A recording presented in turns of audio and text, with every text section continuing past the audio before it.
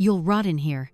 Those words, from my own son, stabbed my ears like daggers, just before he locked the door, leaving me in a dilapidated old cabin in the middle of nowhere to go on vacation with his wife. My name is Rosemary. I'm a 72-year-old mother from Pennsylvania, and this is the story of how I turned my prison into a stage for a righteous comeback. If you've ever felt betrayed by the very people you love the most, then you'll want to stay and listen to my story. I'd appreciate it if you'd pass this story along so we can all find strength together. And please, feel free to drop me a line down below and tell me your story, because no one should have to bear this kind of pain alone. It all started on a gray Tuesday morning in October. The Pennsylvania sky was the color of heavy lead, just like the invisible weight pressing down on my chest. Sam and his wife, Jessica, showed up at my house unannounced. That right there was unusual. Ever since he got married, Sam's visits had become few and far between, and they were always scheduled weeks in advance, more like a bothersome business appointment than a family get-together. "Mom, pack a few things," Sam said, a strange urgency in his voice. He wouldn't look me in the eye, his gaze darting around the living room that was filled with our memories. "We're taking you on a trip, a little surprise." Jessica stood beside him, wrapped in an expensive beige cashmere coat, a smile on her lips that was bright but utterly empty. "That's right, Mother Rosemary," she chimed in, her voice as sweet as honey, but it sent a shiver down my spine. "We think you need a rest. Get some of that fresh Poconos air. It'll be good for you." A tiny, fragile little flicker of hope ignited in my heart. Could it be? Could they have finally realized how lonely I've been? Was this an olive branch? In a mother's heart, my dears, hope is the last thing to die, even when your head is screaming alarms. I quickly packed a few changes of clothes into an old canvas bag, my heart hammering away foolishly in my chest. I pictured us taking walks by the lake, having dinner by a fireplace, sharing all the conversations we hadn't had in so long. I was wrong. Oh, so terribly wrong. The 2-hour drive was a silent torture. I sat in the back seat, watching the familiar Allentown suburbs fade away, replaced by endless highways, and then smaller, winding roads that snaked through forests that were already shedding their leaves. Sam didn't turn on the radio. He just drove, his hands gripping the steering wheel so tight his knuckles were white. Jessica sat in the passenger seat, scrolling on her phone, a mysterious little smile playing on her lips every now and then. I tried to make small talk a few times. "Lake Wallenpaupack must be beautiful this time of year," I said, my voice sounding lost in the car's silence. "Your father used to take you fishing there." "People don't go there to fish anymore, Mom," Sam answered curtly, his eyes still glued to the road. "They go there to jet ski and wakeboard."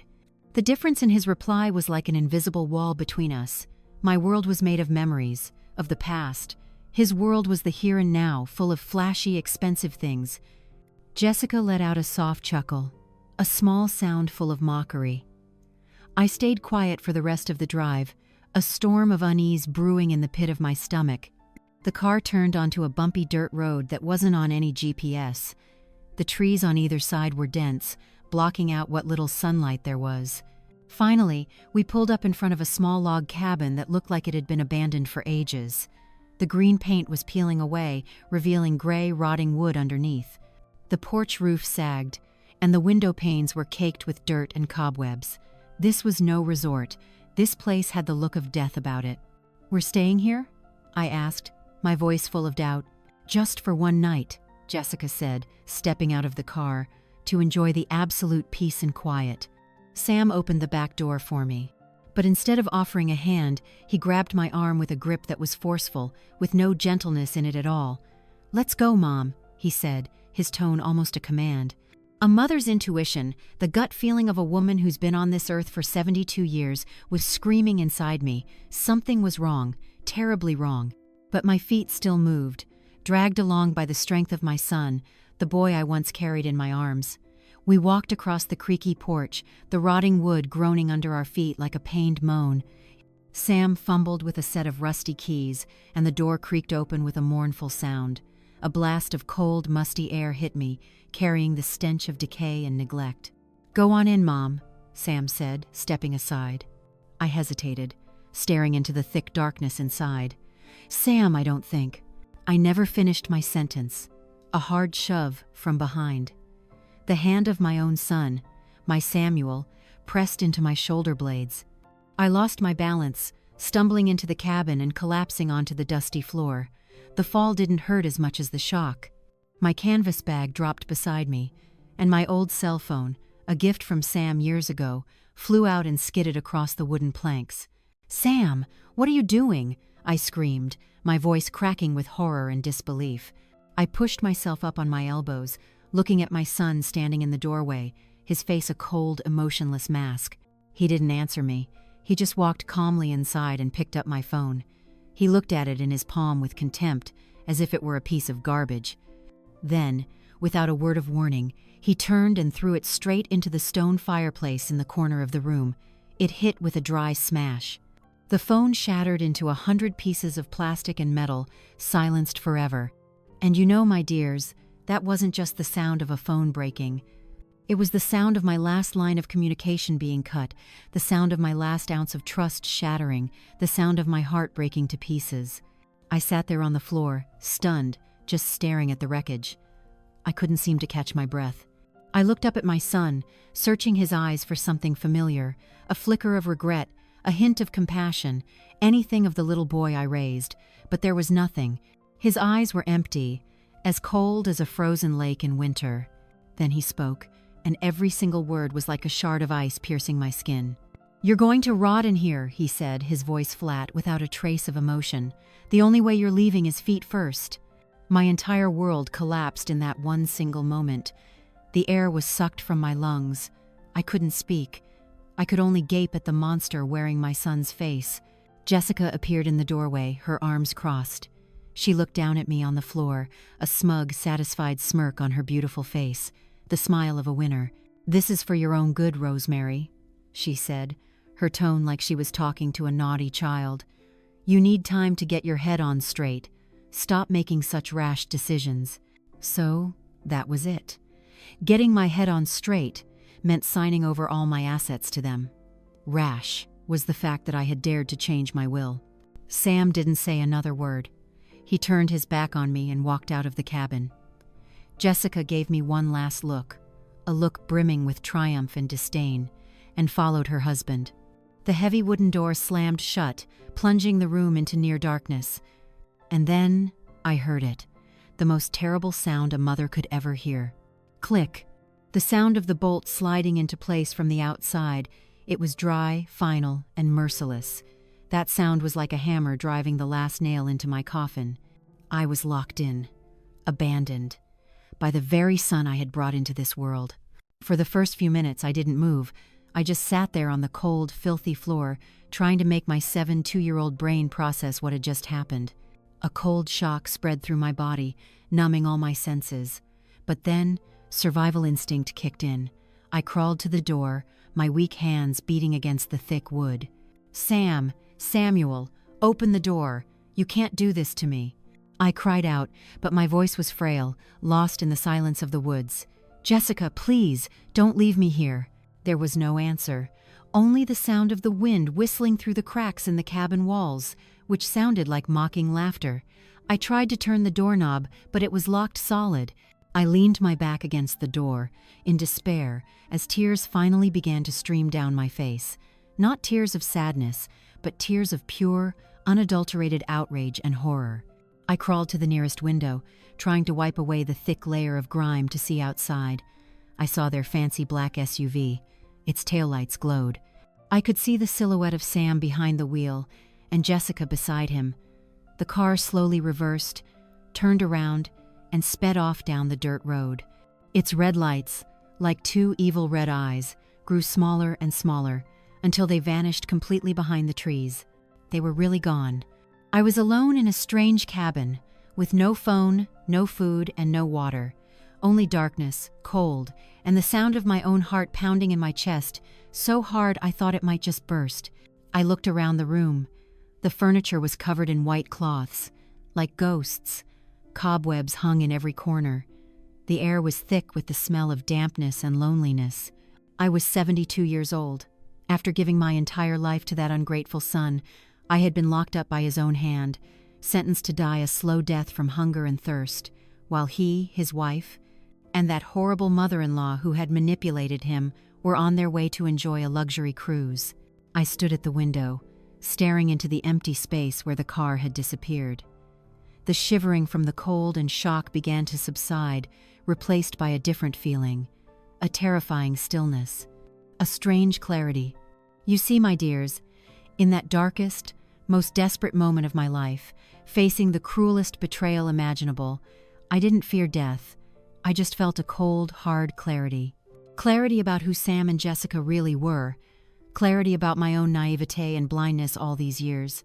And in that stillness, something began to sprout.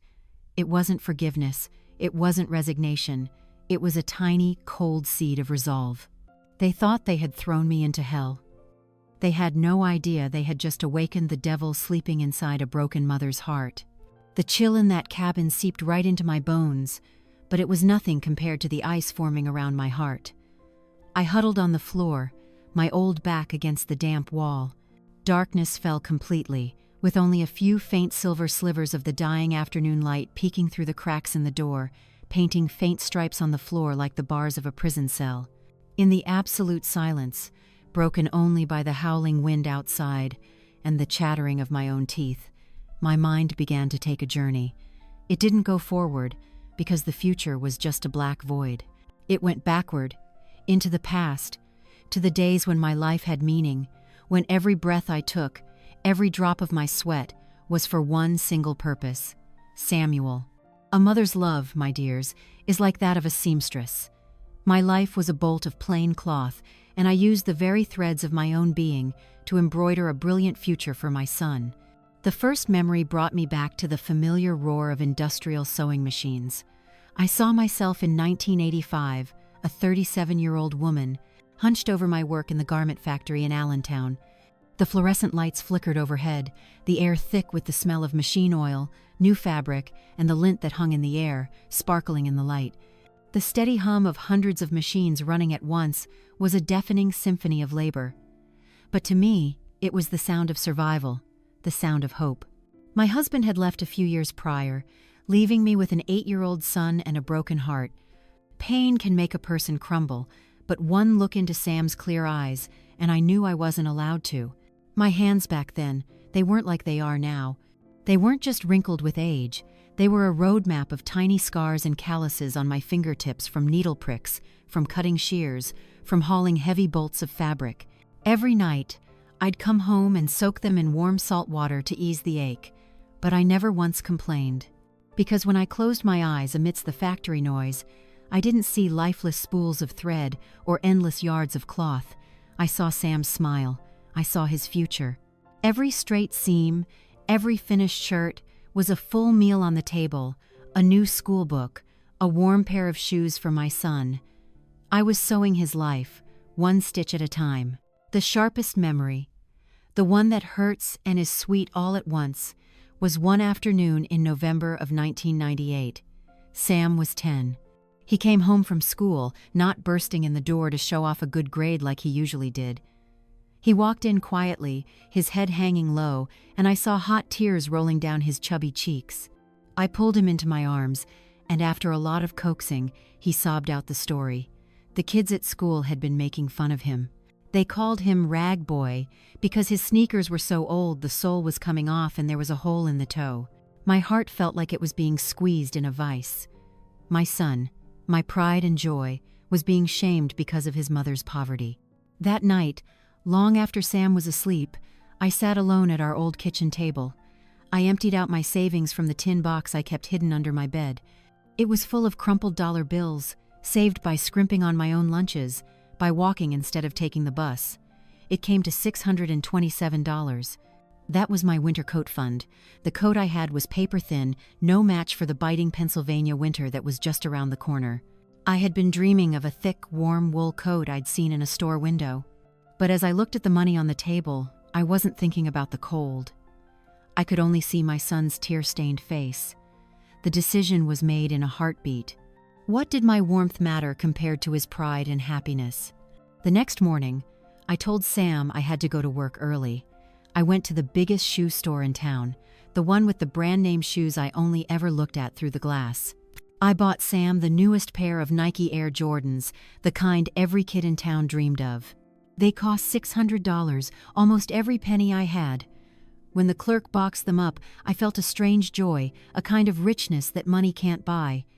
That afternoon, when Sam saw the shoebox on the table, his eyes went wide and bright as stars. He let out a whoop of joy and threw his arms around me, bouncing up and down on the floor in his new shoes.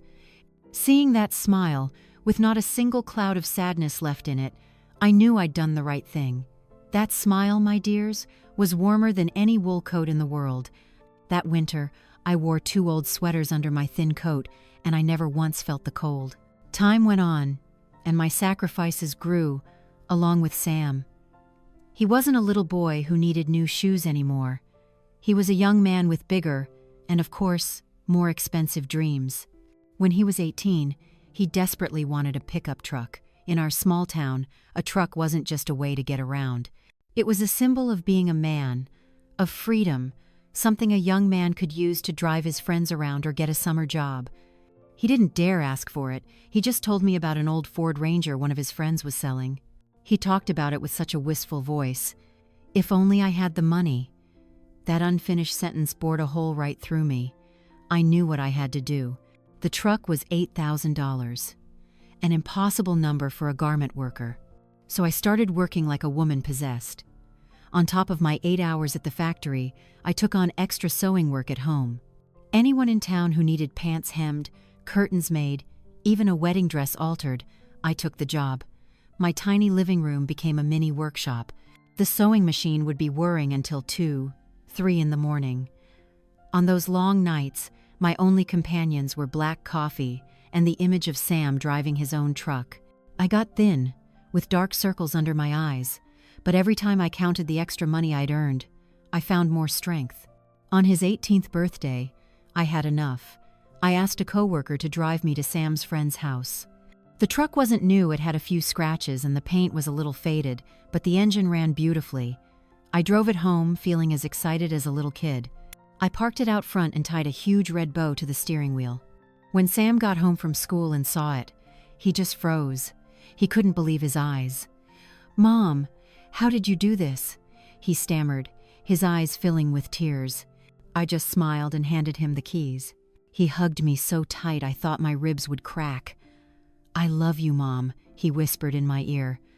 "I promise, one day I'm going to pay you back for everything." I believed that promise. I believed it with all my heart. And then came the biggest sacrifice, the most monumental decision of my life. Sam graduated from high school with top honors. He held an acceptance letter from Penn State University in his hand for their business program. I cried with pride. The son of a poor seamstress was going to one of the best schools in the state. But the joy was quickly replaced by a gut-wrenching anxiety. The tuition and living costs at Penn State were a staggering number, far beyond anything I could afford. We sat down together, going over the numbers. Even with student loans and Sam working a part-time job, we were still short by about $150,000 for the 4 years. I saw the despair in my son's eyes, the fear that his dream was about to shatter before it even began. That night, I didn't sleep again. I paced back and forth in the little house I'd lived in for 30 years. This house was everything I had. It was where Sam grew up, where every single one of our memories lived. It was my fortress, my only safe harbor in the world. And then, an idea sparked. A crazy, terrifying idea. The next morning, I went to the bank. I can still remember the cold feel of the lobby, the smell of paper and formal, stuffy air. I sat across from a loan officer, a young man in a suit, and told him I wanted to mortgage my house. He looked at me, a small, plainly dressed woman, with an expression that was both professional and a little concerned. He carefully explained all the risks, the possibility that I could lose my home if I couldn't make the payments. I listened to it all, but in my head there was only one image: Sam in a cap and gown, holding his college diploma. I knew I was gambling my own roof, my entire security for my old age. But it was a bet I was willing to make. When I put the pen to that thick stack of contracts, my hand was shaking, not from fear, but from the sheer weight of the decision. Every signature was a vow, a complete act of faith. I was signing away my security to buy my son's dream. That evening, When I showed Sam the approved loan documents, he broke down and cried like a child. He knelt beside my chair and buried his head in my lap. "Mom," he sobbed, "I owe you my life. I promise you. I promise when I'm successful, the very first thing I'll do is buy this house back. I'll buy you a bigger, more beautiful house. I will take care of you, so you'll never have to worry about a single thing again." Those promises. How sweet and sincere they sounded back then. They were like threads of gold, weaving a beautiful future in my mind. I lived on those promises, clinging to them for all the years that followed. Those memories, they came back one by one, crystal clear in the darkness of that cabin. The Nike shoes, the pickup truck, the mortgage contract. Every single one was proof of my love. But now, in the cold, hard light of reality, they weren't sweet memories anymore. They had become exhibits in a trial where my own conscience was the judge. Every sacrifice now felt like another step on a ladder I had built for my son, only for him to climb it and kick me off into the abyss. Every dollar I had scraped together for him had now become a bullet that he used to shoot me in the heart. I sat up straight on the floor. The cold didn't bother me anymore. The memories didn't make me cry anymore. They gave me a new kind of strength, a strength forged in rage and pain. I had spent my life sewing, joining separate pieces of fabric into a finished whole. Now, I would use that same skill. I would gather every piece of memory, every piece of evidence of my sacrifice and their ingratitude, and I would weave them together. But the final product wouldn't be a warm blanket. No, I was going to weave a net of justice, strong and inescapable, and I was going to use it to catch the predators who dared to underestimate a mother's love.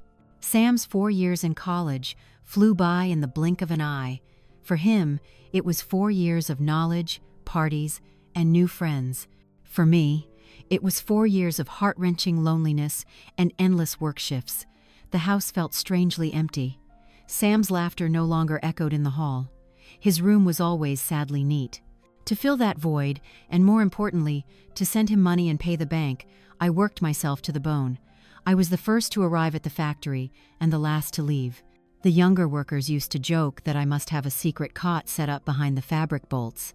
But all that exhaustion melted away the day I received the invitation to Sam's graduation. I wept. I sat alone in my kitchen, clutching that card, and cried like a baby. They were tears of fulfillment, of boundless pride. All my sacrifices had paid off. My son, a miller, had graduated from the prestigious Penn State. On that day, I wore my best dress, a floral one I had sewn myself, and took the earliest bus to his campus. When the name Samuel Miller was called, and I saw my son in his cap and gown walk across that stage to receive his diploma, I clapped so loud that the people next to me turned to look. I didn't care. In that moment, the entire world was just me and him. For the first few years after graduation, Sam seemed to be the same loving son I'd always known. He landed a great job with a dream salary at a big financial firm in Philadelphia. His promises still echoed in my mind. He visited me regularly on weekends. We'd have dinner, he'd tell me about his job, his colleagues, the challenges of the cutthroat corporate world. He started making the first interest payments on the mortgage, and every time he handed me a check, he'd say, "It won't be long now, Mom. We're going to be free of this debt." I believed him. I believed in the future he was painting for me. The change didn't happen overnight. It was like a tiny crack in a porcelain vase, almost invisible at first, that slowly spreads until nothing can save it. And that crack began to appear the day he brought Jessica home to meet me. I remember that Sunday afternoon like it was yesterday. Sam had called ahead, his voice filled with a kind of excitement I'd never heard before. "Mom, I'm bringing someone very special to meet you. Her name is Jessica. You're going to love her." I spent the whole day preparing. I cleaned the house until it sparkled, put a vase of fresh daisies on the table, and of course, I made Sam's favorite beef stew, the dish I believed could win over anyone's heart. I was nervous but also full of hope. My son had finally found love. I was going to get a daughter. When Sam's sleek silver BMW pulled up to the curb, I rushed out to greet them. The car door opened, and out stepped Jessica. I have to admit she was beautiful. A sharp, modern kind of beauty. Her brown hair was perfectly styled, her designer business dress hugged her slender frame, and her high heels clicked authoritatively on my concrete walkway. But the first thing I noticed wasn't her clothes or her beauty, it was her eyes. Her hazel eyes were lovely, but they were cold, a deep, penetrating cold, without a single spark of warmth. "Hello, it's a pleasure to meet you. I'm Jessica," she said, extending her hand. Her handshake was limp and brief, her long, cool fingers barely touching my calloused hand before pulling away, as if she were afraid of catching my poverty. "Hello, dear, welcome," I said, trying my best to muster a friendly smile. "Come on in, you two. Dinner is almost ready." That dinner was a strange experience. Jessica talked a lot, but it was mostly about herself. She talked about her job as a real estate agent, the multi-million-dollar penthouses she'd sold, her trips to Europe, the expensive French wines she preferred. Sam sat beside her, listening, completely captivated, his eyes fixed on her with utter admiration, as if she were a goddess who had just descended to earth. When I brought out the beef stew, the rich aroma filled my small kitchen. Sam took a deep breath. "Ah, that smells like my childhood," he said, and for just a second I saw my little boy again. But Jessica just wrinkled her nose slightly. "Beef stew?" she said, her voice light, but I could feel the condescension dripping from it. "How? Classic." She looked at Sam, then at me, a polite but distant smile on her face. "Sam's palate is a little more refined these days, isn't that right, darling? He's more of a steak and French wine kind of man now." Classic. That word was like an invisible slap in the face. It wasn't just about my food, it was about me, my house, my whole life. Sam looked a little uncomfortable. "Well, yes, Mom. My work involves a lot of networking, so I've had to get used to certain things." He took a bite of the stew, but I could see he was forcing it down. Throughout the meal, Jessica barely touched her plate. She picked at a small salad and drank water. Her eyes were constantly scanning the room, from my old dining set to the family photos on the wall to the slightly worn-out rug on the floor. It wasn't the gaze of a curious guest, it was the gaze of an appraiser. She was sizing everything up, and that included me. "This house is in a great location, you know," she said casually as we were having dessert, a homemade apple pie. "Close to downtown, a quiet neighborhood. With a little renovation, a new coat of paint, it could sell for a very good price." I froze. Sell my house? Who said anything about selling my house? This was my home, but I just gave a weak smile. "Oh, I have no plans for that, dear. This place holds all my memories." "Oh, of course," she replied, but her eyes said something else entirely. They said that an old woman's memories were worthless compared to market value. Jessica's smile never, ever reached her eyes. "Let me tell you something, my dears. Take it from an old woman. Always be wary of people who smile like that. That kind of smile is a mask, hiding a cold heart and a calculating mind." From that moment on, a part of me knew that the woman sitting across from me wasn't a future daughter-in-law. She was an invader. She hadn't come to join my family. She had come to take it over, to take my son, and perhaps my house as well. Every meeting after that just confirmed my first impression. Jessica always found a way to show her superiority. She'd bring me expensive gifts, a designer silk scarf, a box of Swiss chocolates, but not with sincerity. It was with a kind of condescending air, as if she were bestowing charity upon a poor soul. She had a clever way of criticizing everything I owned. My cooking was too greasy, my clothes were out of style, my home decor was a bit country. And the worst part was, Sam either didn't see it, or worse, he chose to ignore it. He was under her spell, mesmerized by her confidence, her success, and the glamorous world she represented. Slowly, he started to see me, and our home, through Jessica's eyes. The things that were once his pride, a simple but loving home, a hard-working mother, now seemed to be a source of embarrassment, a past he needed to shed to fully belong in Jessica's world. His visits became less frequent. The phone calls grew shorter. Instead of stories about his work, he started talking about our plans. We were planning to buy a condo in downtown Philadelphia. We were going on vacation to the Caribbean. We were looking into a new investment fund. That word "we" was like a knife, slowly sawing through the bond between us. I wasn't a part of his life anymore. I had become a spectator, watching from the sidelines.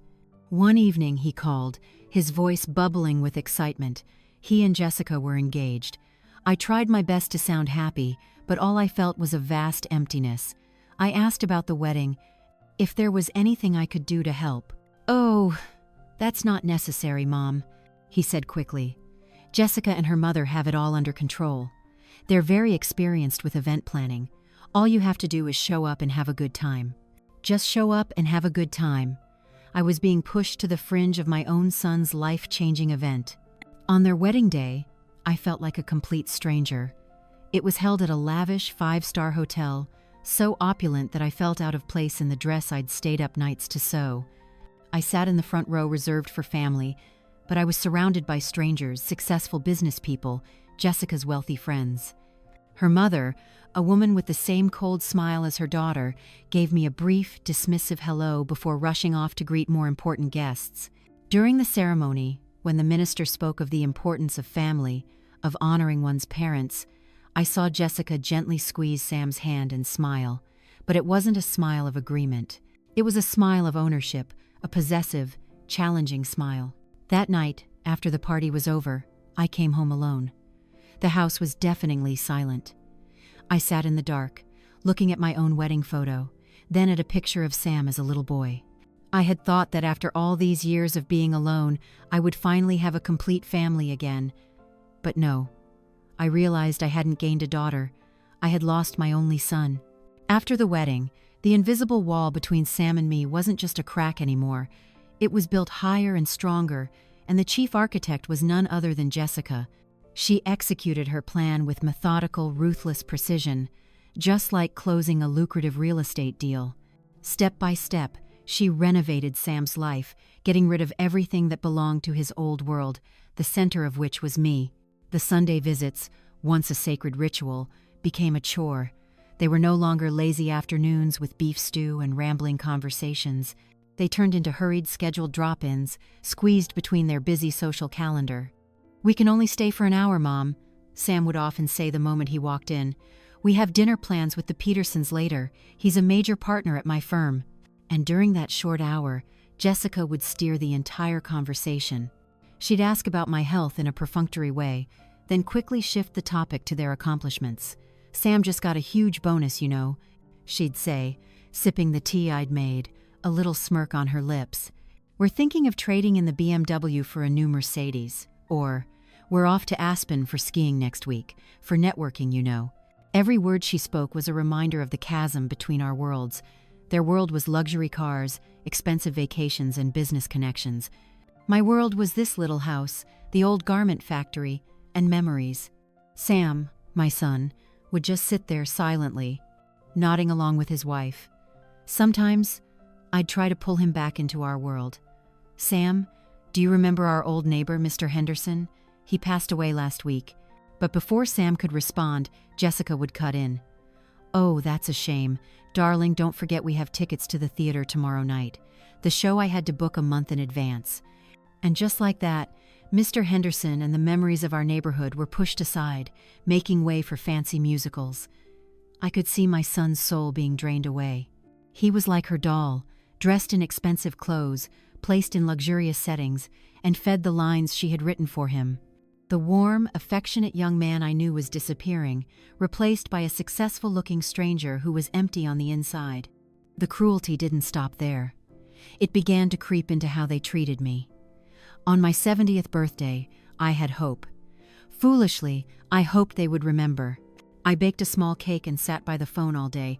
It didn't ring until almost evening. It was Sam. "Hey, Mom, happy birthday," he said, his voice rushed.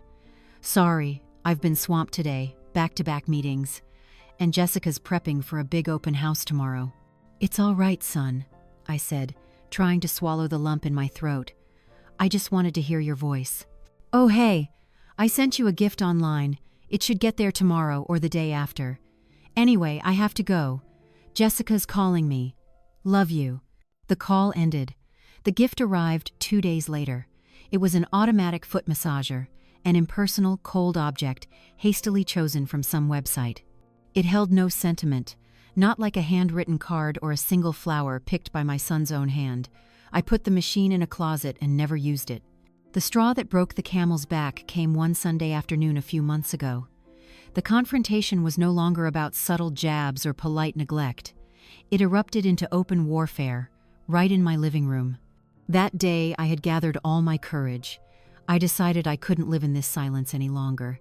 I had to talk to Sam, to try and pull my son back from the brink. I asked Jessica if I could speak to him alone for just 15 minutes. She shrugged with theatrical reluctance and went out on the porch to scroll on her phone, but I knew she was listening. I sat across from Sam on the very sofa where I used to read him fairy tales. I took his hand. It wasn't warm like it used to be. It felt cool and distant. "Sam," I began, my voice trembling. I feel like I'm losing you. We used to be so close, but now it feels like you're in another world, a world where I don't belong." Sam pulled his hand away sharply. He wouldn't look at me. His eyes were fixed on the rug. "There you go again, Mom," he said, his voice laced with exhaustion. "I've told you, I'm grown up now. I have my own life. Having your own life doesn't mean you shut your mother out of it." My voice started to rise, the dam of my restraint finally breaking. "You don't even call to see if I'm okay. You drop by like it's an obligation. I just want to see my son on Sundays, just for one afternoon. I haven't seen my future grandchild in 2 months." Jessica had had a miscarriage 2 months prior, and they had informed me with a single, brief text message. The pain of losing a grandchild I never got to meet, combined with my son's distance, was too much to bear. Sam shot up from the sofa, his face flushed. Not with shame, but with anger. "Don't you get it? We're busy. I have to work like a dog to afford this life, to keep Jessica happy. I have my own life, my own family." "Family? Am I not your family?" I stood up too, facing him. "I gave you my entire life. I worked my fingers to the bone. I mortgaged this house, and who was it all for? It was for you, Samuel." And then he said it. The words that became the death sentence for my love. He looked me straight in the eye, all avoidance gone, replaced with pure resentment and disgust. He yelled, his voice cracking with rage, and every word was a knife twisting in my heart. "I'm successful because of me. Nobody asked you to sacrifice your life for me." A dead silence filled the room. It was so heavy, so suffocating. I could feel the weight of it on my shoulders. His words echoed in my ears, again and again. "Nobody asked you. Nobody asked you." Everything inside me shattered. The Nike shoes, the pickup truck, the mortgage papers, all the sacrifices, the sleepless nights, the silent tears. They all became meaningless, laughable even. I wasn't a great mother. I was just a fool, one who had willingly gone all in on a losing hand. I had made my son into a debtor, and now he hated me for the debt. My face must have been a pathetic sight. But I didn't cry. The tears seemed to have frozen solid along with my heart. I looked at Sam, this tall, successful man standing before me, and for the first time in my life, I didn't recognize him. The love, the pride, the worry, it was all gone. All that was left was a cold, hollow emptiness. Jessica walked in from the porch, having heard everything. A triumphant smirk she could barely conceal played on her lips. She had won. She had succeeded in severing the final thread that connected me to my son. I didn't say another word. I just quietly turned around. Every step felt like it was weighed down with lead. I knew what I had to do. This wasn't an impulsive decision. It was an act of necessity, like a rotten tree finally falling after a storm. I had given everything I had, and he had thrown it back in my face. Fine. Then I would take back the only thing I still had control over. My future. My legacy. That was the moment my unconditional love died. A painful, agonizing death. After Sam's cruel outburst, the air in the living room was so thick you could cut it with a knife. My son stood there, panting after his tirade, his face still twisted in anger. Jessica stood behind him, one hand on his shoulder in a gesture of support, but her eyes were locked on me, watching, calculating. They were waiting. Waiting for me to break down, to cry, to beg. Waiting for me, as always, to be the one to back down, to smooth things over with a mother's endless patience. But this time, they were dead wrong. A strange calm washed over me. The sharp, icy pain in my chest had solidified into a hard, unbreakable block of ice. I felt nothing anymore. Not pain, not disappointment, not love. There was only a cold clarity, a lucidity I had never experienced in my 72 years. I saw the truth. Not the truth veiled by promises or sweet memories, but the raw, ugly truth. To them, I wasn't a mother. I was an investment that was due to be liquidated. I took a deep breath. The air that filled my lungs was a nauseating mixture of old wood and Jessica's expensive perfume. I didn't look at Sam. I didn't look at Jessica. I stared into the space in front of me as if seeing something they couldn't possibly see. Then, I turned. Every step I took was slow and deliberate. Gone was the shakiness of an old woman in shock. There was a new purpose in my movements. I heard Sam call out softly, "Mom," his voice uncertain, questioning. Perhaps he sensed the shift in me, but I didn't stop. I walked straight to my small study, a little nook tucked away behind the living room where I kept the most important papers of my life. This room was my sanctuary, with my old sewing machine draped in a white cloth, spools of colored thread neatly arranged on shelves, and the oak desk where I had toiled for so many years. Sam and Jessica followed me, hovering in the doorway. They were silent, their earlier arrogance replaced by curiosity and maybe a little apprehension. They were wondering what I was about to do. I went to the old wooden filing cabinet. My hand glided over the familiar drawers. The top one held Sam's birth certificate, his elementary school awards. The middle one held bills and tax papers. And the bottom drawer, the one I rarely opened, held his future. I pulled the drawer open. The sound of wood scraping against wood screeched in the silence. Inside, lying neatly on top, was a pale blue file folder. I took it out. On the cover, I had carefully written, "Last Will and Testament of Rosemary Miller." I held the folder in my hands. It wasn't heavy, just a few sheets of paper, but at that moment, it felt weighed down by a lifetime of sacrifice. Weighed down by $300,000, the value of this house, plus all the meager savings I had managed to scrape together after paying off the mortgage. My entire estate, my entire legacy. It was all detailed in these pages, to be left to Samuel Miller, my only son, after I was gone. I turned to face them. I held the folder up, high enough for them to read the words on the cover. I saw a strange glint in Sam's eyes, a mixture of greed, curiosity, and a little relief. Perhaps he thought I was going to use it to bargain with him, to make peace. Jessica didn't bother to hide her feelings. Her eyes were glued to the folder like a hawk spotting its prey. "Mom," Sam said again, his voice softer this time, "don't do anything rash." "Rash?" I said, and I was surprised by the sound of my own voice. It didn't tremble. It was steady, cold, and distant. "No, Samuel, this might be the sanest thing I've ever done." Without another word, I walked past them, back into the living room. They scurried after me like two shadows. In the corner of the living room, next to the old bookshelf, was something I had bought a few months ago after reading an article about protecting personal information, a paper shredder. It was a small, black, compact machine. I had bought mainly to destroy old bills and junk mail. I never imagined its most important purpose would be to destroy my own son's future. I walked over to the machine and plugged it in. A small beep sounded, and a green light came on. The machine was ready. "Mom, what are you doing?" Sam yelled, and this time, his voice was filled with genuine panic. He lunged toward me, trying to snatch the folder, but I was quicker. I took a step back, holding up my other hand to signal him to stop. My icy glare froze him in his tracks. "Stay right there, Samuel," I commanded, my voice carrying an authority that surprised even me. He stopped, a few feet away, his face a mask of confusion and anger. Jessica stood behind him, her hand over her mouth, her eyes wide with horror. She finally understood. This wasn't just theatrics. I calmly opened the folder and took out the papers. The first page was the will, with my signature and those of 2 witnesses at the bottom. I skimmed it one last time.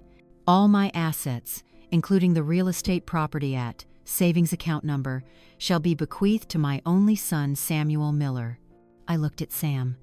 "You were right, Samuel," I said. my voice as flat as if I were reading a weather report. Those sacrifices were my decision. I decided to mortgage this house. I decided to work myself to exhaustion. I decided to put your future ahead of my own security. I paused, letting my words sink into the heavy air. And now, I continued, holding the will toward the narrow slot of the machine, I'm making another decision. The whirring sound of the shredder cut through the silence. It was a strangely sweet sound, like the sound of liberation. I watched as the paper was slowly fed into the machine, cut into hundreds of tiny confetti-like pieces by the sharp blades. My legacy, my son's future. Jessica's ticket to a life of luxury, all of it was turning into a pile of trash. No, Sam screamed, a gut-wrenching cry, not of a son losing his mother's love, but of a gambler who had just lost his final hand. He rushed forward, but it was too late. The last piece of paper disappeared into the machine. The shredded white pieces fluttered down into the bin below, like snow on a cold winter's day. Sam stood frozen in front of the machine, staring at the pile of shreds in disbelief. "Mom, what have you done?" he stammered, his voice trembling. "All of it. The house. It's just paper, son," I replied, my voice light. I unplugged the machine. The room fell silent again. Jessica finally found her voice. Her beautiful face was now twisted with rage and panic. "You're insane," she hissed. "You're completely insane. You can't do that. That was our money, our future." "Yours?" I turned to her, and for the first time I smiled. A real smile, but it held no warmth. It was filled with irony and contempt. "I don't recall seeing your name on any of my documents, Jessica. I bought this house with my own blood, sweat, and tears. I saved that money penny by penny. It's mine. And I have every right to decide what to do with it." I looked back at Sam. He was still standing there, his face as white as a sheet. His smugness, his anger were all gone, replaced by utter bewilderment and a raw, naked fear. "You were right," I repeated one last time, my voice no longer cold, but tinged with something like pity. "Nobody asked me to sacrifice, and from now on, I won't. I'm going to start living for myself." I walked past them, toward the kitchen. I needed a glass of water. My throat was parched. I heard Jessica whispering furiously to Sam behind me. "Do something, say something, don't let her do this." But Sam said nothing. He just stood there. Perhaps for the first time in years he was truly seeing me. Not as the ever-forgiving mother, not as an endless ATM, but as an independent woman with a will of her own. A woman he had just pushed too far. I stood in the kitchen, drinking the cool water in small sips.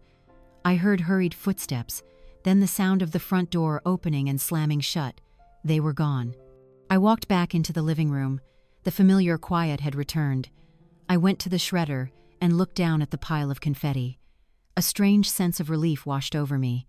The burden I had carried on my shoulders for so many years, the burden of expectation, of promises, of a one-sided love seemed to have been lifted. The storm had passed, leaving a chilling calm in its wake in my small house. I thought that after my drastic action, Sam and Jessica would leave me in peace for a while. I was wrong. Their silence wasn't born of remorse or fear.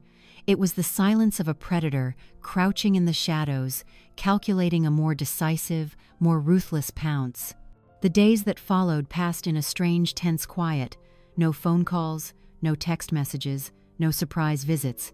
To an outsider, it might have looked like peace. But to me, it was the calm before the storm. I knew they were plotting. Their greed, once awakened, wouldn't be so easily extinguished by a paper shredder. They had had a taste of a $300,000 inheritance, and they weren't about to give up. I lived those days on high alert. Every car that passed on the street, every time the phone rang, from friends or telemarketers, my heart leaped into my throat. I reinforced the lock on the back door, and always bolted it at night. But I knew the real danger wasn't from a physical break-in. It came from the cunning and bottomless greed of my son and daughter-in-law. And I decided I wasn't going to sit around and wait for them to make their move. I had spent my life on the defensive, enduring. It was time to go on the offensive. The first person I turned to was Betty. Betty White, my 5-year-old widowed neighbor. We had been neighbors for 40 years. She had watched Sam grow up, from a little boy toddling into her yard to retrieve a ball, to a successful man driving a shiny BMW. Betty wasn't just a neighbor, she was my only true friend, the only person in the world I could trust. One morning, I took a batch of freshly baked ginger snaps over to her house. We sat in her cozy, sun-drenched kitchen. I told her everything.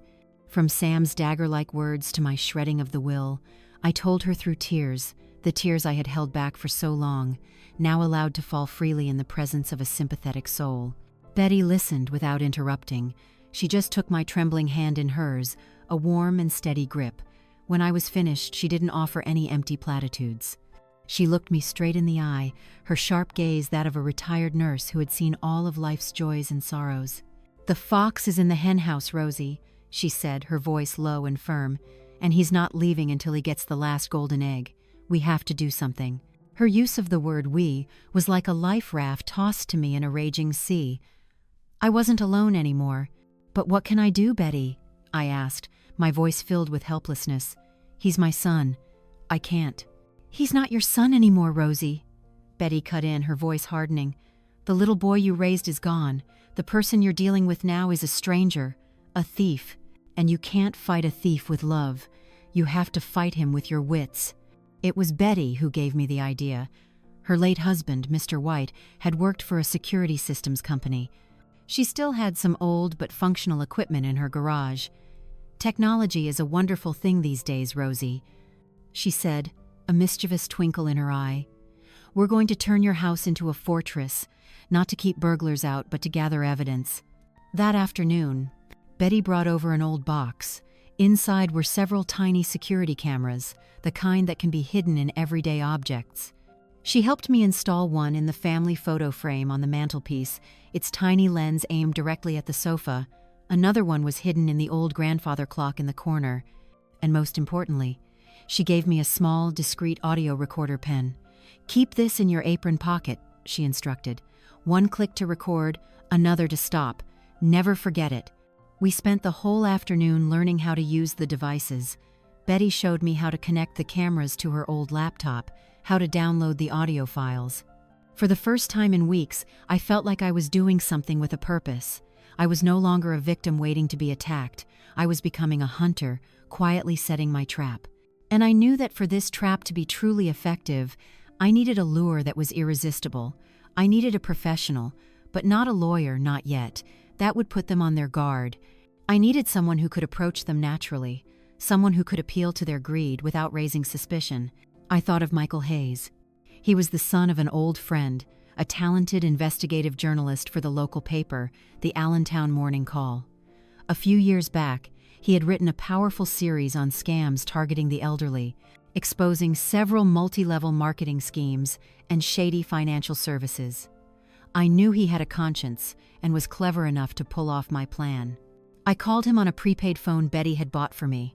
I arranged to meet him at a small coffee shop in a neighboring town where I was sure I wouldn't run into anyone I knew. When I told Hayes my story, he listened with intense focus. He didn't take many notes, but his intelligent eyes recorded every detail, every nuance of emotion in my voice.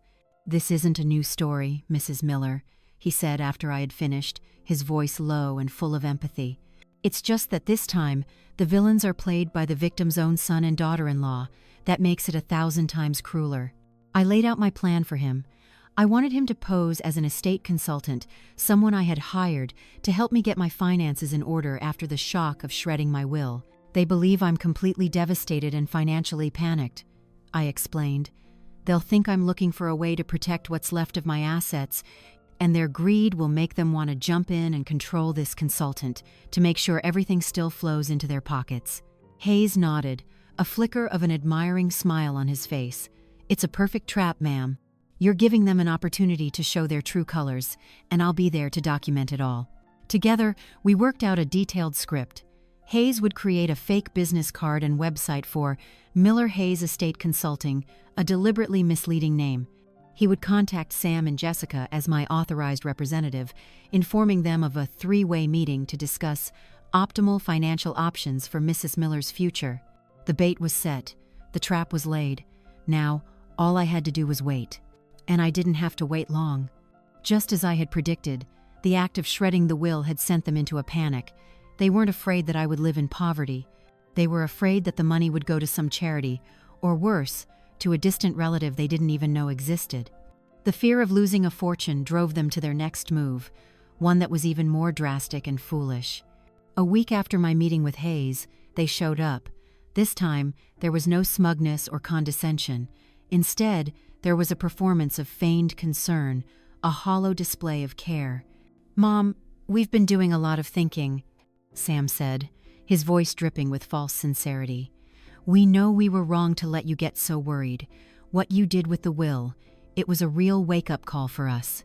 Jessica stood beside him, nodding eagerly, her eyes trying to squeeze out some semblance of remorse. "That's right, Mom. We're just worried about you. At your age, managing such a large estate can be stressful. We're afraid someone might take advantage of you." I sat silently on the sofa, my hand concealing the active recorder pen in my apron pocket, feeling a wave of disgust at their clumsy act. "So, what do you want?" I asked, my voice deliberately weak and confused. "We've prepared something," Jessica said, pulling a sheaf of papers from her designer handbag. "This is a power of attorney, Rosemary. It simply allows us, as your only family, to assist you in managing your assets, to make sure everything is safe, and to prevent you from making any more rash decisions, like last time." There it was. The trap was sprung. They didn't just want to be my heirs, they wanted to control everything, right now. I looked at the papers, then up at them. I knew this was the critical moment. I had to play my part to perfection, the part of a confused, frightened, and easily manipulated old woman. I don't know," I stammered. "I need to think." "There's nothing to think about, Mom," Sam said, a note of impatience creeping into his voice. "This is what's best for you." I shook my head, feigning panic. I need to call my lawyer." That was the line they were waiting for. It was the perfect excuse for them to take the final step, the step that would seal their own fate. The rage I had witnessed the week before flashed in Sam's eyes again. He was done with the act. Greed had won out over reason, and he did exactly what Betty and I had predicted he would do. My small living room suddenly felt suffocating, the air thick with the raw impatience and greed of Sam and Jessica. Their performance of concern and remorse had been dropped like a cheap curtain, revealing a stark stage where only coercion and intimidation remained. "A lawyer?" Sam repeated my words, his voice dripping with a bitter mockery. "What do you need a lawyer for? To let some stranger bleed you dry? We're your family. We're the only ones in this world who truly care about you." Jessica stood beside him, arms crossed, her nod a powerful affirmation of her husband's words. "Rosemary," she said, her sweet tone now laced with command, "you have to understand, we're doing this for you. You're not thinking clearly. Shredding the will proved that. You need supervision." I continued my performance. I shrank back into the sofa, hugging myself, trying to look small and afraid. But it's my money," I whispered, my voice trembling perfectly. "My husband left me this house. I've worked my whole life." "And because you've worked your whole life," Sam cut in, taking a step closer, his tall frame looming over me. "We're not going to let you throw it all away. You are going to sign these papers, right now." He leaned down and placed the power of attorney documents on the coffee table in front of me, along with a pen. "Just one signature, Mom. Then this will all be over. We'll take care of everything. You won't have to worry about a thing." His voice was a strained attempt at being soothing, but his eyes were not. They burned with a terrifying impatience, a desperate hunger. I looked at the pen, then up at my son's face, the face I had once loved more than life itself. Now all I saw was a stranger, a thief trying to rob me of the last thing I had left, my autonomy. I shook my head, a small but firm gesture. "No," I whispered. "I can't." That was the final straw. Sam's patience snapped, his face darkened, his features hardening into a cruel mask. "That's it," he roared, and the sound made me jump, even though I had been preparing for it. "You've left me no choice." He was no longer looking at the papers. His eyes scanned the room, searching for something to vent his rage on, something to demonstrate his dominance, and then he saw it. My old-fashioned telephone, sitting on a small table in the corner. It was an old beige rotary phone, a memento from my late husband that I still kept and used. It was a symbol of my slow, outdated world, the complete opposite of their sleek smartphones. In one long stride, Sam was at the table. He yanked the phone from the wall jack, the cord ripping free. He held the phone in his hand, raising it high above his head. "You want to call someone?" he yelled, his face red with fury. "You want to call your lawyer? You want to call the police? Let's see you make a call now." And then, with a guttural roar of frustration, he hurled the phone onto the tiled floor. Crack!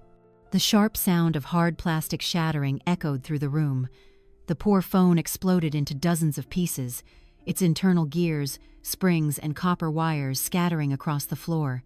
The receiver lay in one spot, the cracked body in another. It was dead, just like my trust. I sat frozen on the sofa, my heart racing, but not with fear, with satisfaction. The trap had been sprung perfectly. The bait had been swallowed whole. Sam stood panting, looking down at the wreckage he had created. He turned to look at me, his eyes wild and challenging. "There, now you can't call anyone," he repeated, his voice hoarse. "You're all alone. You only have us." Jessica stood in the doorway, a smug smile plastered on her face. She made no attempt to hide her delight. She walked over to her husband, placing a hand on his back, as if praising a hunting dog that had just brought down its prey. "You did the right thing, darling," she said, her voice sickeningly sweet. "Sometimes you have to be firm. It's for her own good." They had no idea, and probably never would, that they weren't being firm. They were digging their own graves. They didn't know that in the corner of the room, inside the old picture frame, holding a photo of a smiling little boy named Sam, a tiny, cold glass eye had seen everything. A tiny red LED, no bigger than a pinprick, had discreetly flashed, recording the full, final fury of my son. I lowered my head into my hands, my shoulders shaking. I was crying, but they weren't tears of fear or sorrow. Hidden behind my palms, I was struggling to conceal a smile of victory. All right," I sobbed, my voice artistically broken. Don't hurt me anymore. I'll sign anything." My sudden change of heart took them by surprise for a moment, but they quickly accepted it. They were used to me caving after one of Sam's tantrums. "See," Sam said, his voice softening, but still edged with resentment. "You should have just done that from the beginning. None of this had to happen." He picked up the papers and the pen and placed them on the table in front of me again. "Sign," he ordered. My hand trembled as I took the pen. I looked down at the page, at the words that would strip me of all my rights. I deliberately let my hand shake so much that I couldn't write. I can't," I said, looking up at them with tear-filled eyes. "My hand is shaking too much. I need time. Maybe tomorrow." Jessica shot Sam a look, a signal. She knew that pushing any further might backfire. They had the upper hand now. They thought I was completely broken and isolated. "All right, Rosemary," Jessica said in the tone of a master being lenient with a servant. "We'll give you one night to calm down. But tomorrow morning at 9 o'clock sharp, we'll be back. And you'd better be ready. And don't even think about going anywhere or calling anyone," Sam added, his eyes glancing toward the wreckage of the phone. "We'll know." They turned and left, leaving me alone in the messy, silent room. The front door slammed shut once more. I sat motionless on the sofa for a few more minutes, listening until the sound of their SUV's engine faded into the distance. Then, I slowly stood up. The tears were gone. The look of fear had vanished from my face. In its place was a cold, steely calm. I walked over to the shattered phone, bent down, and picked up a piece of the receiver. I squeezed it in my palm. The hard plastic dug into my skin, a sharp pain that helped to focus my mind. I had what I needed. Irrefutable proof of their cruelty, their threats, their destruction of my property. The fox had walked right into the snare. I went to the kitchen and poured myself a glass of water. My hands were steady now. I took out the prepaid phone Betty had given me and dialed a pre-saved number. "Hayes?" I said, my voice firm and clear. "I have some good news for you. It's time for the curtain to fall." I barely slept that night. Not from fear or anxiety, but from a strange excitement, a sense of power I had never felt before. I spent the night preparing. With Hayes's remote help over the phone, I downloaded the video from the hidden camera to Betty's computer. The image was astonishingly clear. I could see every vein that popped on Sam's forehead as he roared, see the satisfied smirk on Jessica's face as the phone shattered. The audio was perfect too. Not a single threat, not a single slur was missed. The recorder pen in my pocket had also done its job perfectly. The next morning I woke up very early, before the sun had even risen. I showered and dressed in a smart outfit, not my old floral dress, but a silk turquoise blouse and black trousers I had made for special occasions. I didn't want to look like a victim. I wanted to look like someone in control. At 8 o'clock sharp, an unfamiliar car pulled up to my house. 3 people got out. First was Miss Cronard Davis, a woman in her 50s, with her hair in a neat bun, oak-framed glasses, and a business suit that radiated sharp competence. She was the lawyer specializing in family law and elder protection that Hayes had recommended. With her was Agent Carter, a man in a dark suit, his face stern and expressionless. Hayes had explained that Carter was an agent from the Securities and Exchange Commission, S×C, who had been monitoring Jessica's company's activities for some time. And finally, there was Hayes himself. Today, he had shed the friendly demeanor of a concerned friend's son for the professional air of a journalist about to enter a major press conference. I invited them in. Miss Davis shook my hand, a firm grip. "We've reviewed all the evidence, Mrs. Miller," she said, her voice decisive. "You've done very well. Now, let us handle the rest." Agent Carter simply nodded a greeting to me, then walked straight to the armchair facing the door and sat down, his posture ramrod straight, his hands on his knees. He was silent, but his presence filled the room with an invisible pressure. Hayes was busier. He quickly connected his laptop to the large TV in my living room, a smart TV Sam had bought me a few years ago, so you can watch Netflix and not be bored. A gesture I now realized was just to assuage his own guilt. Everything was ready. The stage was set. The main actors were in position. All that was left was for the 2 main villains to arrive. At precisely 9 o'clock, I heard the sound of Sam's SUV pulling up. I took a deep breath and gave everyone a signal. Miss Davis sat in the chair next to me. Hayes stood by the TV. Agent Carter remained as still as a statue. The doorbell rang, twice, confident and impatient. I slowly went to open the door. Sam and Jessica stood on the porch, dressed as if they were about to close a major deal. Sam was in an expensive navy suit, and Jessica wore a striking red pencil skirt, carrying her designer handbag. They couldn't hide their triumphant expressions. They had come to collect their prize. "Morning, Mom," Sam said, his voice dripping with condescension. "Are you ready?" He started to step inside, but froze when he saw the strangers sitting in my living room. Jessica frowned, the smile on her lips freezing over. "Who are these people?" Sam demanded, his voice wary. "Did you call a lawyer? I told you not to." "Come in, you two," I said, my voice unnaturally calm. I stepped back, holding the door wide. "We're having a little family meeting." They exchanged a hesitant glance, but their overconfidence won out. They probably thought I had just called some small-time lawyer to try and scare them. They stepped inside, and the door closed behind them. Sam stared at the people in the room, trying to size up the situation. "Mom, what the hell is going on?" "Sit down, Samuel," I said, pointing to the sofa opposite me and Miss Davis. "You too, Jessica." They sat down reluctantly, their defensive posture still in place. I didn't give them time to collect their thoughts. I decided to open the proceedings myself. "Sam, Jessica, I'd like you to meet my team." I gestured to each person. "This is Miss Davis, my personal attorney. The gentleman in the suit is Agent Carter, and this is Mr. Hayes. He's my estate consultant." The name Agent Carter didn't seem to register with Sam, but I saw a flicker of change in Jessica's expression. She worked in real estate and finance. She definitely knew what the S×C was. The color drained visibly from both of their faces. Their confidence was beginning to crack. "Estate consultant?" Jessica repeated, trying to keep her voice steady. "I don't understand." "You said." "I lied." I cut her off, my voice cold. "Just like you've been lying to me for years." Before they could react, I signaled to Hayes. He clicked the mouse on his laptop. The TV screen flashed to life.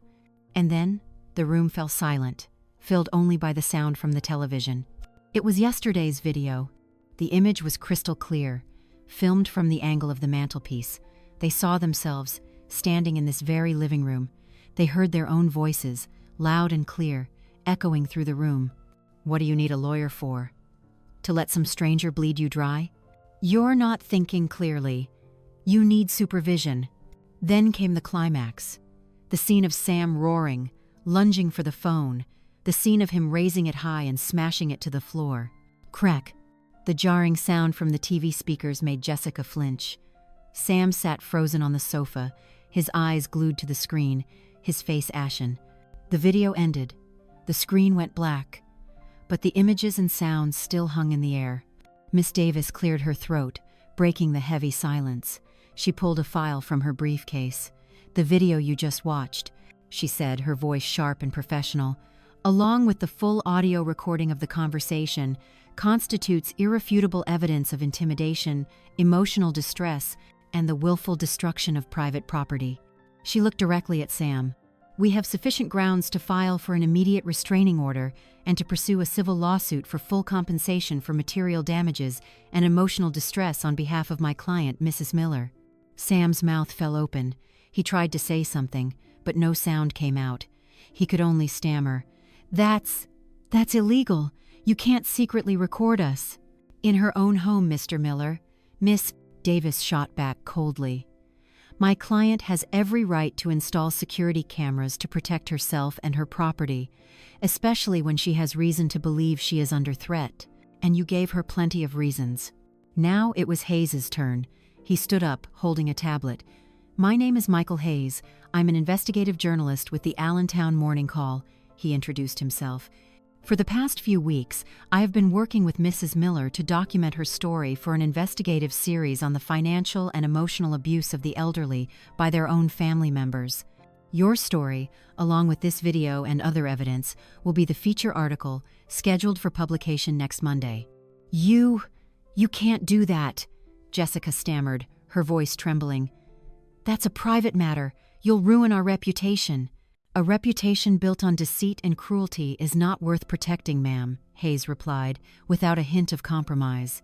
And then, the final act, the finishing blow.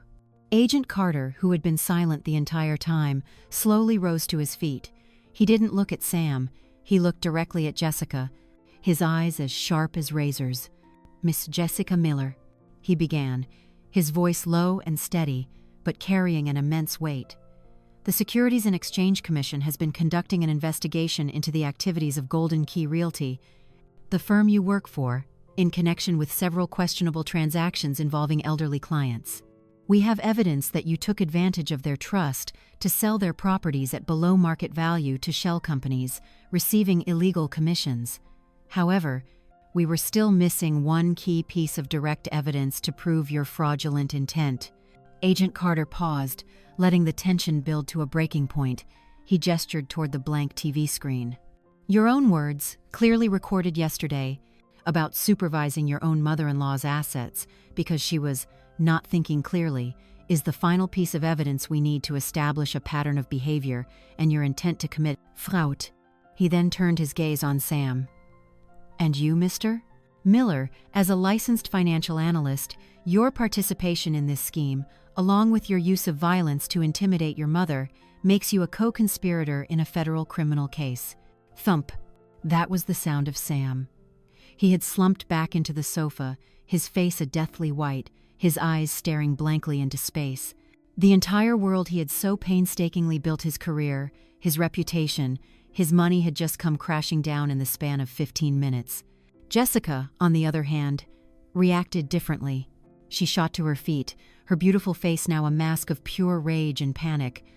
"No, this is a setup. It was all her. This crazy old woman set us up." She pointed a trembling red-nailed finger at me. But no one was listening to her accusations anymore. The play was over, the masks had fallen, and under the spotlight of justice, all that remained were the ugly, true faces of greed and cruelty. I sat silently in my chair, watching these two people crumble before my eyes. I didn't feel joy. I didn't feel vindicated. I just felt a cold, vast emptiness.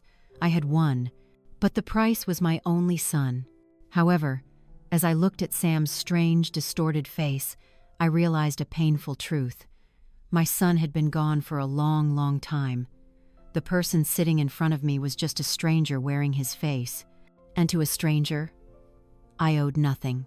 Jessica's hysterical screams echoed through the living room, shrill and out of place in the heavy, charged silence. "This crazy old woman set us up," she repeated, her voice now raw with fury and fear. Her red-nailed finger was still pointed at me, trembling violently, as if she could incinerate me with her rage alone. But her fire had no heat. It was just the dying embers of a crumbling empire. Agent Carter was unmoved by her outburst. He regarded her with an icy, professional gaze that had seen this kind of drama countless times before. "You have the right to remain silent, Miss Miller," he said in a monotone. "Anything you say can and will be used against you in a court of law. I suggest you contact your attorney." "My attorney?" Jessica laughed, a wild, unhinged sound. "My attorney will tear you people apart. You have no proof, just some doctored video and the words of a senile old woman." My lawyer, Miss Davis, slowly rose to her feet. She was not a tall woman, but her presence commanded a kind of authority that silenced Jessica. "Miss Miller," she said, her voice clear, crisp, and devoid of emotion. "First, the video has not been doctored. We have the original, time-stamped file, recorded by a legal, private security system. Second, the senile old woman you refer to passed a comprehensive mental competency evaluation last week, the results of which show she is of sound mind and fully capable of making all legal decisions. That report will also be submitted to the court." She paused, letting each word sink into Jessica's panicked mind. "And third," she continued, her voice hardening, "in addition to the video, we have recordings of your phone calls with business partners, in which you discuss in detail how to convince elderly clients to sell their homes for low prices. We have testimony from at least 3 other victims. Shall I continue?" Jessica froze, the color draining from her face. She took a step back, and then another, until her back hit the wall. She looked at her husband, who was still slumped on the sofa like a lifeless shadow, her eyes pleading for help. But Sam wasn't there to save her anymore. He was too busy drowning in the wreckage of his own life. Seeing his wife cornered seemed to jolt Sam back to some semblance of reality. He lifted his head, but not to face his accusers. He looked at me. His eyes, for the first time in a very long time, held no anger or contempt. Instead, there was a pathetic, desperate plea. "Mom," he whispered, his voice as weak as a lost child's. "Mom, you can't do this to me. I'm your son." The room fell silent, all eyes turning to me. This was the moment they, and perhaps even my own team, were waiting for. Would a mother's heart soften? Would maternal love triumph over justice? I looked Sam straight in the eye. I looked deep, trying to find the boy I had raised, the young man who had promised to repay me, but I saw nothing. I only saw a weak, cowardly man trying to use family sentiment as a final shield for his crimes. I slowly stood up and walked over to him. I didn't look down on him with pity. I looked at him as an equal. "My son?" I said, my voice eerily calm. "When you locked me in that cabin and smashed my phone, did you think I was your mother?" He hung his head, unable to meet my gaze. "When you screamed in my face that no one asked me to sacrifice, did you think I was your mother?" Silence. "When you stood by and watched your wife insult me, when you planned to ship me off to a nursing home so you could sell this house, did you think I was your mother, Samuel?" Each of my questions was a hammer blow, shattering the shield of motherly love he was trying to hide behind. "My son," I continued, my voice trembling slightly, not with weakness, but with a profound sadness for something lost forever, "would never have done those things. My son would have protected me, respected me, loved me. You are just a stranger wearing his face." I turned my back on him and faced my lawyer. "I want to proceed, Miss Davis," I said, my voice now completely firm. "I want justice to be served." Miss Davis nodded, a clear look of respect in her eyes. Agent Carter signaled to a younger colleague who had been waiting outside. The colleague entered and approached Jessica. "Miss Jessica Miller, you are under arrest for fraud and conspiracy. Please come with us." Jessica didn't resist. All the fight seemed to have drained out of her. She just quietly held out her hands to be cuffed. As they led her past me, she paused for a second. She looked at me, her eyes no longer angry, just filled with a cold, empty hatred. "You'll regret this," she hissed through her teeth. "No, Jessica," I replied, my voice light. "I only regret not doing this sooner." They led her out of the house. The door closed behind them. Now, only I, my team, and Sam remained. He was still sitting there, motionless. He was like a shipwreck, sinking slowly to the bottom of a sea of despair. Mr. Hayes came over to me. "Mrs. Miller, my article will be published on Monday," he said respectfully. "It will tell your story, a story of strength and resilience. You've given a lot of people hope." I nodded my thanks to him. Miss Davis gathered her documents. "We will proceed with the next legal steps, Mrs. Miller. The restraining order will be effective immediately.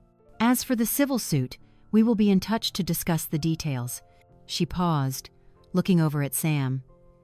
"As for Mr. Miller," she said coolly, "depending on his level of cooperation and remorse, he could be facing a suspended sentence and a very substantial fine. Not to mention the fact that his financial license will almost certainly be permanently revoked." One by one, they all left, leaving me alone with the ruins of my family. The room was silent again. Sam slowly raised his head. Tears were streaming down his face, belated tears.